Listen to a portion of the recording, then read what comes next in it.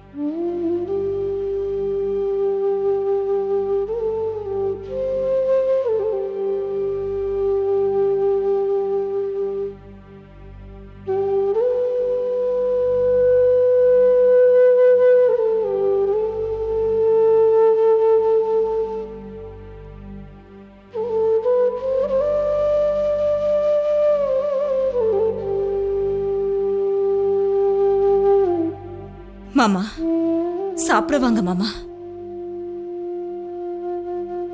Uncle, அம்மாவையே நினைச்சுக்கிட்டு இன்னும் எவ்வளவு நாள் இப்படி உட்கார்ந்துருக்க போறீங்க? இழப்புங்கிறது எல்லார் வாழ்க்கையிலையும் வர ஒண்ணுதான். அதுக்காக காலம் பூரா அதையே நினைச்சு வருத்தப்பட்டு இருக்க முடியுமா? மனசை தேத்திக்கங்க அங்கிள். எங்களுக்கெல்லாம் பெரியவர் நீங்க. எங்களுக்கு ஆறுதல் சொல்ல வேண்டிய நீங்களே இப்படி இடிஞ்சு போய் உட்கார்ந்துருந்தா எப்படி? நீ ரொம்ப சாதாரணமா சொல்லிட்டம்மா. விசாலா என்னைக்கு என் வீட்டுல காலடி எடுத்து வச்சாலும் அன்னையிலேருந்து என் செல்வாக்கு உயர்ந்ததுமா. அவ என் மனைவி மட்டும் இல்லம்மா, என் வீட்டுக்கு வந்த மகாலட்சுமியும் கூட. ஒரு மகனை பெத்தெடுத்து தகப்பங்கிற ஸ்தானத்தை எனக்கு கொடுத்தா. அப்படிப்பட்டவளுக்கு நான் துரோகம் செஞ்சோம் என்னை பெருந்தன்மையா மன்னிச்சா. கடைசி காலத்துல எனக்கு மனைவியா மட்டும் இல்லம்மா, ஒரு தாயாவும் இருந்து என்னை பார்த்துக்கிட்டா. ஒருத்தர் இருக்கும்போது அவங்க பெருமை தெரியாது, அவங்க போனப்புறம்தான் தெரியும்னு சொல்லுவாங்க. விசாலம் போனதுக்கு அப்புறம் என் வாழ்க்கையே சூன்யமாயிடுச்சுமா. எல்லாமே என்னை விட்டு போன மாதிரி இருக்கு. நான் யாருக்காக இந்த உலகத்துல இருக்கணும்? எங்களுக்காக நீங்க இருக்கணும் மாமா. அத்தை என்னைக்குமே எங்களை மருமகளா பார்த்ததில்ல, மகளாதான் பார்த்திருக்காங்க. அதே மாதிரி உங்களை நாங்க எங்க மாமனாரா பார்க்கல, எங்க சொந்த அப்பாவா தான் பார்க்கிறோம். எங்களுக்காகவாவது நீங்க மனசை திடப்படுத்திக்கிட்டு வாழணும் மாமா. எனக்கு ஆறுதல் சொல்ல வேண்டிய நேரத்துல நான் பெத்த பிள்ளைங்க என் பக்கத்துல இல்ல. ஆனா மருமகளா வந்த நீங்க மகளா இருந்து எனக்கு ஆறுதல் சொல்றீங்க. அதுக்காக நான் சந்தோஷப்படுறதா இல்ல என் விசாலம் என்னை விட்டு போனதை நினைச்சு வேதனைப்படுறதான்னு எனக்கு தெரியலம்மா.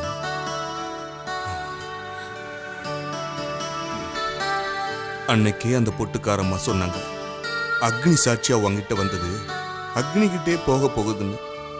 அன்னைக்கு அதோட அர்த்தம் எனக்கு புரியல, ஆனா இப்பதாமா அதோட அர்த்தம் புரியுது. அவங்க சொன்ன மாதிரியே என் விசாலம் என்ன விட்டு போயிட்டாமா.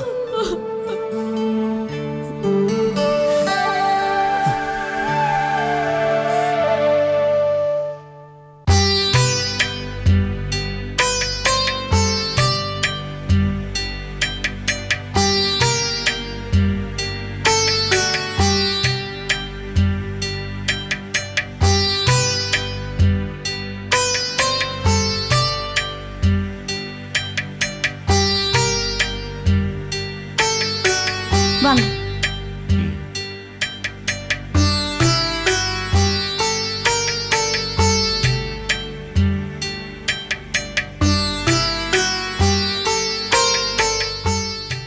என்னங்க, இந்த தட்டுல இருக்கிற மஞ்சளையும் குங்குமத்தையும் எடுத்து என் நெத்தில வச்சு விடுங்க.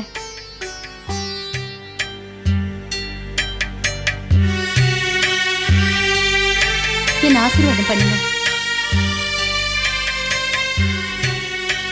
ஏம்மா கண் கலங்குற? இன்னைக்கு விசேஷமான நாள். புருஷன் கையால மஞ்சள் குங்குமம் வச்சுக்கிட்டா தீர்க்க சுமங்கலியா இருப்பாங்கங்கிறது ஐதீகம். என் மனசு நிறைஞ்சிருக்குங்க. இந்த சமயத்துல கூட என் உயிர் போனாலும் நான் சந்தோஷமா போயிடுவேன்.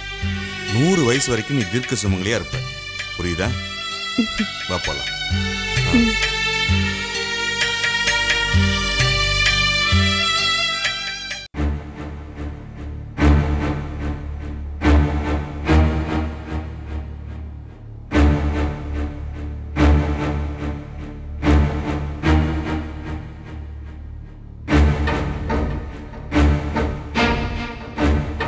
வணக்கம்மா. வா ஆறுமுகம், விசாலத்தோட சாவுக்கு போனியா?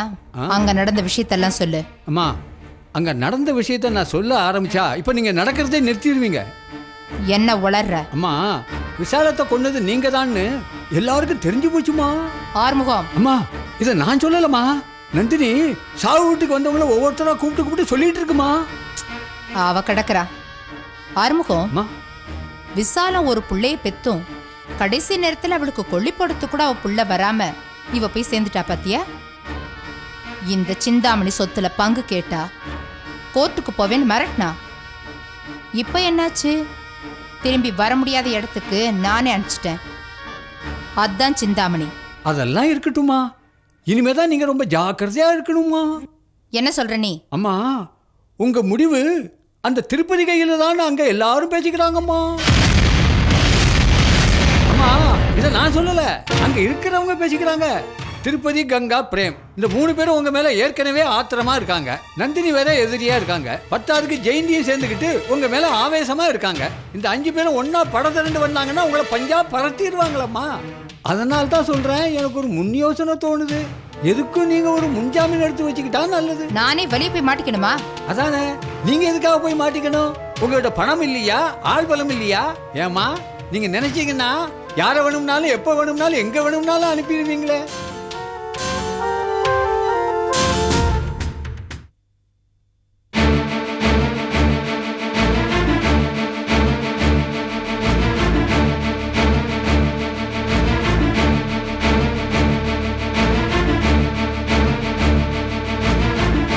மாமா, எங்க கிளம்பிட்டீங்க?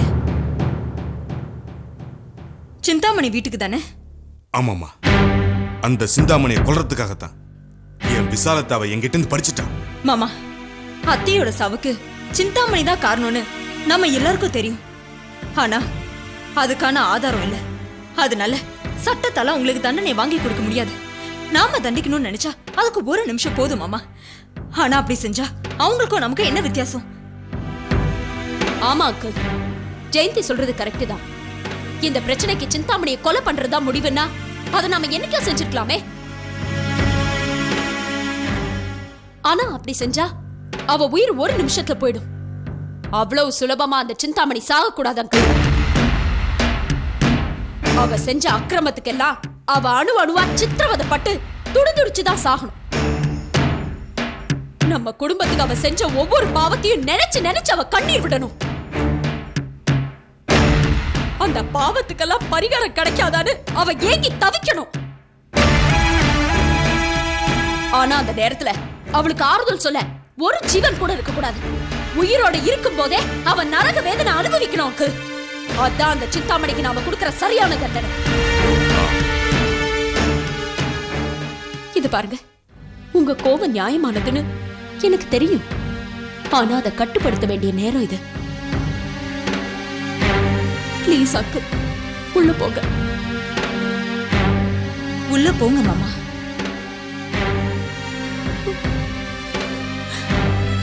தயவு செஞ்சு கேளுங்க அங்கிள், உள்ள போங்க.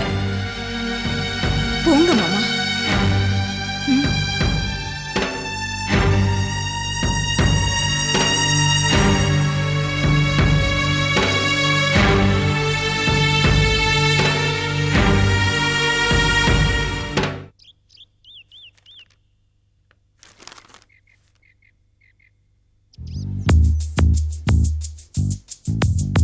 Hello aunty. வா விஜய். என்ன ஆண்டி, ஏதோ அவசரமாக வர சொன்னீங்க? உன்கிட்ட ஒரு முக்கியமான விஷயம் பேசணும், அதான் வர சொன்னேன். சொல்லுங்க ஆண்டி, நான் ஏதாவது உங்களுக்கு ஹெல்ப் பண்ணணுமா? ஆமா விஜய், எங்கள் குடும்பத்தில் பெரியவங்க ஒருத்தங்க இறந்துட்டாங்க. ஏற்கனவே எனக்கும் அவங்களுக்கும் கொஞ்சம் மன வருத்தம் இருந்தது. அதனால அவங்க இறந்ததுக்கு என்னால் போக முடியல. அதான். இதில் என்ன இருக்கு ஆண்டி? இதுக்காக இன்னொரு நாள் போயிட்டா போச்சு. அதுக்காக ஏன் இவ்வளோ வருத்தப்படுறீங்க? அது உனக்கு புரியாது விஜய். அருணாவுக்கு நான் டைவர்ஸ் கேட்டதுனால பிரேம் ஏற்கனவே என் மேலே கோவமாக இருக்கான். இறந்து போனவங்களோட குடும்பத்துக்கும் பிரேமுக்கும் சம்மந்தம் இருக்குது. அதனால அவங்களால எனக்கு தொல்லை வருமோன்னு தான் நான் இங்கே தங்கியிருக்கேன். அருணா விஷயத்தில் நான் உடனே ஒரு முடிவு எடுத்தாகணும். நீங்கள் சொல்கிறீங்க, ஆனால் முடிவெடுக்க வேண்டிய அருணா பிடி கொடுத்தே பேச மாட்டேங்கிறாள. நீ அதை பற்றி கவலைப்படாத விஜய். அருணாவை நம்ம வழிக்கு கொண்டு வர வேண்டியது என்னோட பொறுப்பு. அருணாவுக்கு டைவர்ஸ் கிடைச்ச அடுத்த நிமிஷமே உங்கள் 2 பேருக்கும் கல்யாணம் பண்ணி ஃபாரினில் உங்களை செட்டில் பண்ணிடுறேன். அப்போ இங்கே இருக்கிற சொத்தெல்லாம் என்ன பண்ண போகிறீங்க ஆண்டி? இப்போ இங்கே இருக்கிற ஃபேக்ட்ரி, வீடு, நிலம் எல்லாத்தையும் நார்த்தில் இருக்கிற ஒரு பிஸ்னஸ் மேன் கிட்ட வேலை பேசியிருக்கேன். பணம் கிடைச்ச உடனே நாம 3 பேரும் வெளிநாட்டில் போய் செட்டில் ஆயிடலாம். சரி, ஒருவேளை விவாகரத்து கிடைக்கிறதுக்கு லேட் ஆயிடுச்சுன்னா? கவலைப்படாத விஜய்.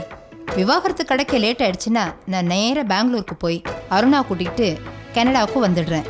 நீயும் அங்கே வந்துடு. டைவர்ஸ் கிடைக்க லேட் ஆனாலும் கல்யாணத்தை ஈஸியாக முடிச்சுடலாம். அப்புறம் சொத்தை பற்றி பார்த்துக்கலாம்.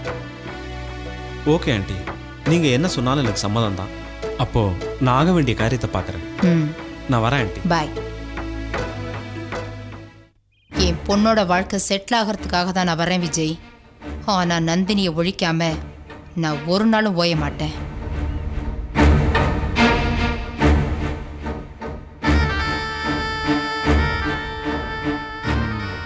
சிந்தாமணி, உன் அக்கிரமத்துக்கு எல்லையே கிடையாதா? பாவம், உன் பொண்ணு அருணாவோட வாழ்க்கையை பாழாக்க முடிவு பண்ணிட்டியே. நீ நல்லா இருப்பியா? ஃபாரினுக்கு போக போறியா? அதுக்கு முன்னாடி உன்னை பாளையங்கோட்டை ஜெயிலுக்கு அனுப்புறேன் பாரு.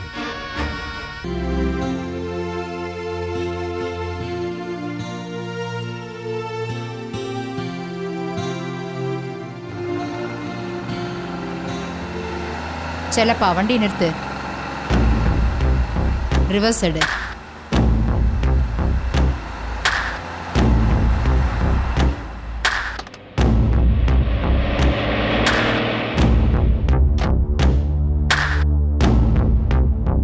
கல்பனா,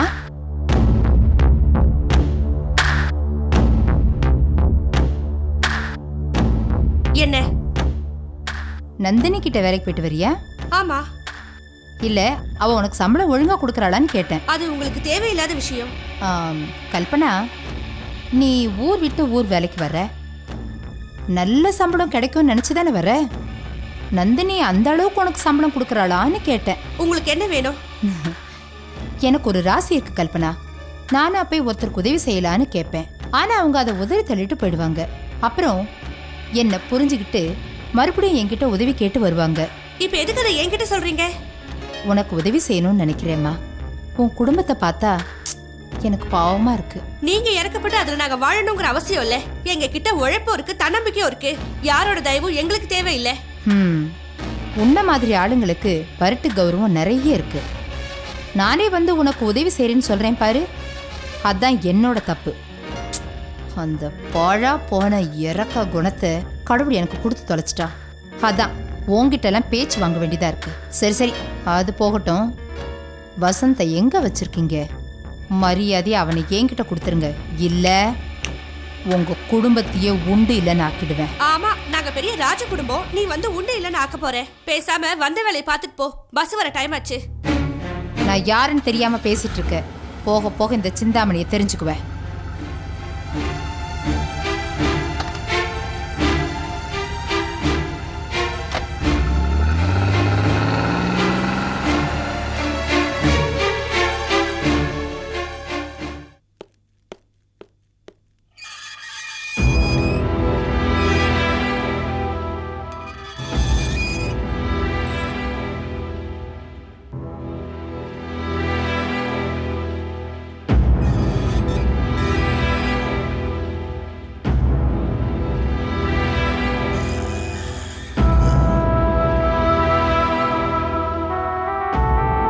நீங்களா?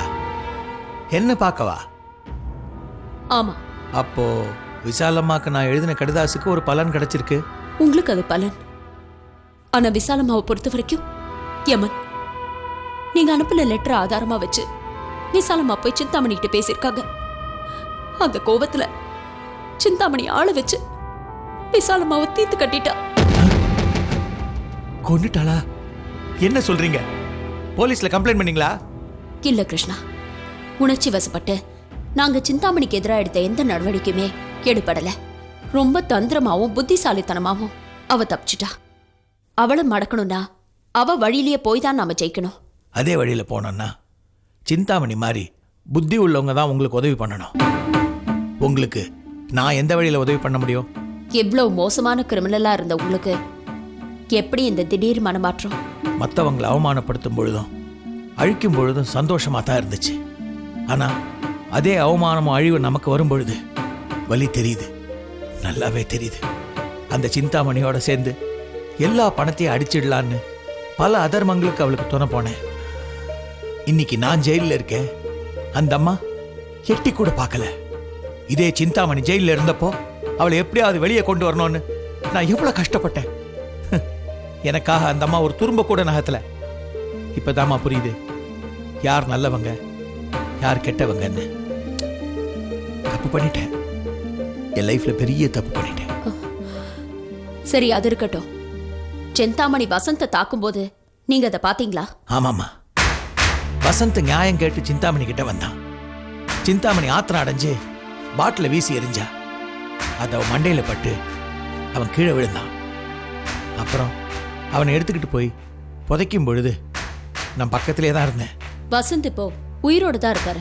எனக்கு தெரியும் நந்தினி, வசந்த் செத்துட்டான்னு சிந்தாமணி சந்தோஷப்பட்டுக்கிட்டு இருந்தா. ஆனா அவனை சவக்குழியில் புதைக்கும் பொழுதே அவன் உயிரோட தான் இருந்தான்னு எனக்கு தெரியும். அதனால தான் சிந்தாமணி அந்த பக்கம் போன பிறகு அவன் அங்கேருந்து ஜாக்கிரதையாக எடுத்து என் கஸ்டடியில் வச்சுக்கிட்டு இருந்தேன். ஆனால் எப்படின்னு தெரியல, அவன் எங்ககிட்டேருந்து தப்பிச்சு போயிட்டான். இப்போ அதை பத்தி கவலை இல்லை. வசந்த் இப்போ தான் யாருன்னே தெரியாத நிலைமையில இருக்காரு. இந்த நிலைமையில அவர் சிந்தாமணி கிட்ட மறுபடியும் மாட்டிக்க கூடாதேன்னு தான் நாங்க பயப்படுறோம்.